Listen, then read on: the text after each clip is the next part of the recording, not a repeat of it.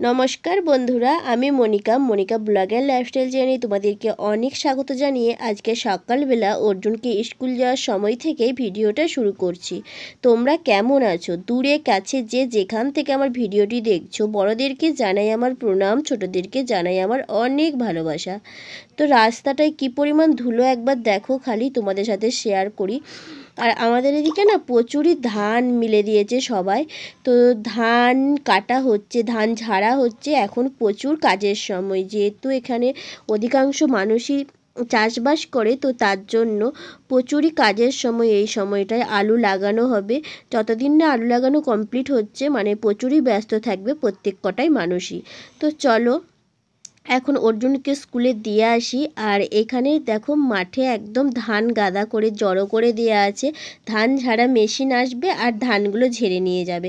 তো আজকেই শুনছিলাম নাকি ধান ঝাড়া মেশিন আসবে। তো ধান ঝাড়া মেশিন তো একদিন এসেছিলো, তোমাদের সাথে শেয়ার করেছিলাম, তখন অন্ধকার হয়ে গেছিলো বিকালের দিকে। তো আজকে যদি আসে এই সামনের জমিটাতে ধান ঝাড়া হয়, যদি শব্দ শুনতে পাই তাহলে তোমাদের সাথেও শেয়ার করব আর আমি একটু দেখবো, ঠিক আছে? তো চলো এখন যাচ্ছি অর্জুনকে স্কুলে দিতে। আর অর্জুন তো আমার সাথে সাথেই যাচ্ছে, আজকে একদমই দুষ্টুমি করছে না।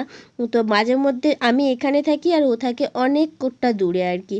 তো যাই হোক, এখন দেখছি যে ও আমার সাথে সাথেই যাচ্ছে, বেশ ভালো লাগছে। তো চলো এখন ওকে স্কুলে দিয়ে এসে বাকি কাজকর্ম বলতে রান্না বান্না করতে না এখনও অনেকটাই দেরি হয়ে যাচ্ছে, যেহেতু শীতের সকাল। তো উঠাটা একটু দেরি করে হচ্ছে, তার জন্য কাজকর্ম করতেও অনেক দেরি হয়ে যাচ্ছে। তো এখানে ষষ্ঠীতলায় কতগুলো কার্তিক ঠাকুর দিয়ে গেছিলো, তোমাদেরকে তো একদিন দেখিয়েছিলাম। তো চলো আজকে আবার একবার দেখিয়ে দিই কত পরিমাণ কার্তিক ঠাকুর দিয়ে গেছে। তো কি মিষ্টি লাগছে কার্তিকগুলো দেখতে। তো দেখো তোমাদের সাথেও একটু শেয়ার করি। প্রথমে তো তোমাদেরকে দেখিয়েই দিয়েছি, তো আবার একবার দেখিয়ে দিলাম। তো চলো দেখে নাও। এই দেখো 4টের মতো কার্তিক রেখে গেছে। আর অর্জুনকে স্কুলে দিয়ে চলে এসেছি। এখন আমি রান্না করছি ফুলকপি আলু ডিম দিয়ে ঝোল রান্না করব। তো তার জন্যই ফুলকপিগুলো একটু ভেজে নিচ্ছি। তো চলো ফুলকপিগুলো ভাজতে থাকি। আলু পেঁয়াজ আদা রসুন সমস্ত কিছু বেটে রেডি করে নিয়ে রান্নাটা করব। তো দেখো ফুলকপিগুলো দিয়ে দিলাম, আলুগুলো দুটো ছিল ওর মধ্যে, তো দিয়ে ভাজা করে নিলাম। আর বাকি আলুগুলো কুকারের মধ্যে সেদ্ধ করতে দিয়ে দিয়েছি। আর এখন দেখো আমি ডিমগুলোও ভেজে নিয়েছি। আর এখন আলু ফুলকপি সমস্ত কিছু দিয়ে মশলা দিয়ে ভালোভাবে কষিয়ে নিচ্ছি। মশলা ছেড়ে উঠলে জল দিয়ে দেবো, তারপরে জল দিয়ে ঢাকনা দিয়ে ঢেকে দেবো। তো এটাই হচ্ছে ব্যাপার। তো আজকে তোমাদের সাথে কিছু কথা শেয়ার করি। আমার মানে দেখা কিছু ঘটনা আজকে তোমাদের সাথে শেয়ার করলাম। তো আজকে যখন স্কুলে যাচ্ছিলাম না, তো সেখানেই মানে টাকা তুলতে গেছিলাম আর কি। স্কুলে যাবার পথে একটা জেরক্স দোকান, মানে জেরক্স মেশিনের দোকান আছে, আর তার পাশেই একটা মানে টাকা তোলা যায় এরকম মানে ব্যাংক আছে, শাখা ব্যাংক আর কি। তো সেখানে গেছিলাম। তো দেখলাম একটা বয়স্ক মানুষের টাকা না তুলে নিয়েছে। তো আর সেদিনকেও যখন এটিএমে গেছিলাম, তো এরকমই একটা কাণ্ড দেখেছিলাম যে এটিএমে টাকা তুলতে গেছি, তখন ওই বয়স্ক মানুষটা গেছে এটিএমে টাকা তুলতে।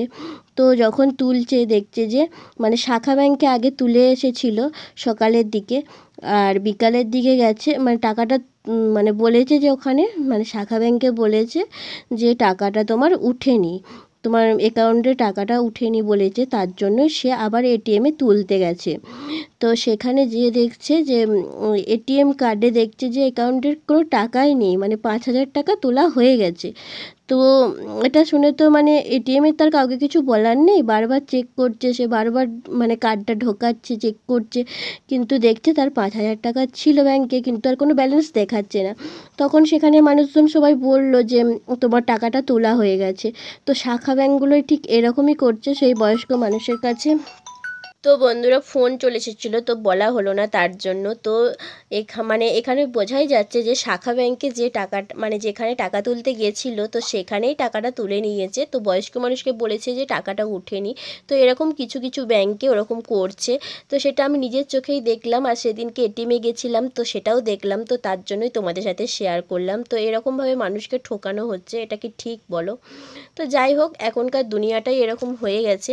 তো দেখো এখন আমি মাঠে এসেছি আর মাঠ থেকে বাড়ি যাচ্ছি, সব দিকেই শুধু ধান ধান ধান ধান তোলা হচ্ছে, ধান কাটা হচ্ছে, ধান ঝাড়া হচ্ছে। তো চলো এরকমভাবেই দেখাচ্ছি আর আমিও দেখছি। আর সারাদিন কী আর কাজকর্ম দেখাবো বলো, প্রতিদিনের তো একটা করে 10 মিনিটের ব্লগ ছাড়তে হবে, তার জন্যই তোমাদের সাথেও শেয়ার করছি আর যাতে ভিডিওটা একটু লং হয় সেটাও চেষ্টা করছি। তো চলো এখন জামা কাপড়গুলো কেচে নিয়ে এসেছি, রোদের মধ্যে দিয়ে দিই, বাকি কাজকর্ম সমস্তটাই আছে। এখানেও দেখো লাউ ধরেছে অনেক কটাই। আর আমি এখন চলে এসেছি বিছানা গুছাতে। তো চলো ঝটাপট করে বিছানাটা গুছিয়ে নিই, তারপরে যা কিছু করব সবটাই তোমাদের সাথে শেয়ার করব। তোমরা আমার পুরো ভিডিওটা কন্টিনিউ দেখতে থাকো।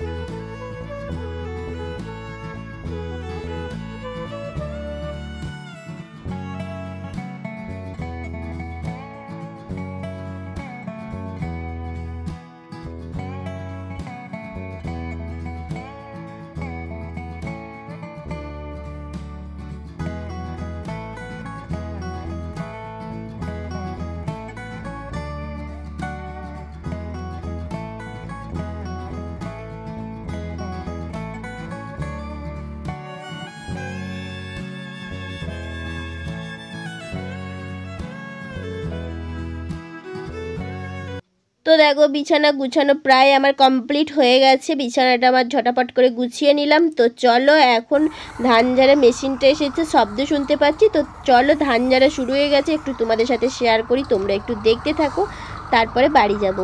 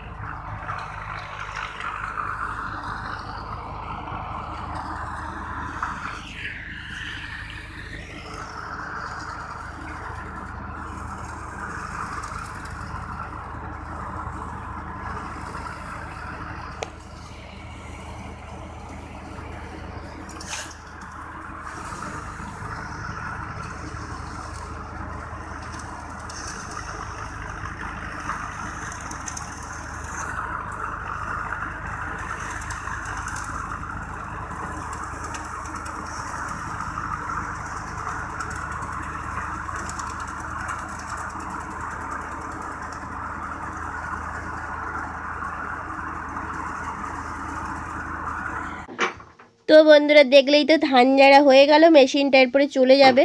তো আমিও চলে এলাম। আজকের মতন আমার ভিডিওটা এই পর্যন্তই। কেমন লাগলো অবশ্যই কমেন্ট বক্সে কমেন্ট করে জানিও। ভিডিওটি যদি তোমাদের ভালো লেগে থাকে অবশ্যই লাইক কমেন্ট শেয়ার আর সাবস্ক্রাইব করে দিও। সবাই ভালো থেকো, সুস্থ থেকো, সবাইকে টাটা, বাই বাই।